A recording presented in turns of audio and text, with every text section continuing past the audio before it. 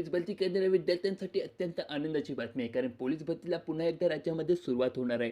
आधीची जी पोलीस भरती होती तिची संपूर्ण आता संपलेली आहे. विद्यार्थ्यांचे ग्राउंडसुद्धा झालेले आहे आणि काही विद्यार्थ्यांचे एक्झामसुद्धा झालेले आहेत आणि त्यांचे मेरिटसुद्धा लागले आहेत. तर काही विद्यार्थ्यांचे ग्राउंड अजून बाकी असतील, त्यांची देखील प्रक्रिया लवकरात लवकर संपवण्याचे आता सरकारने आदेश दिलेले आहे. जेणेकरून ही प्रक्रिया लवकरात लवकर संपल्यानंतरच पुढची जी भरती प्रक्रिया असणार आहे त्याला देखील सुरुवात केली जाणार आहे. 20,000पर्यंतची जी भरती प्रक्रिया असणार आहे त्यापैकी जे विद्यार्थी आहेत या भरतीमध्ये जे विद्यार्थी वेटिंगवरती राहिलेले आहेत त्या विद्यार्थ्यांना सुद्धा आता पुढच्या पोलीस भरतीमध्ये घेतले जाणार आहे. प्रक्रिया संपताच पुढची पोलीस भरतीला आता सुरुवात होत आहे.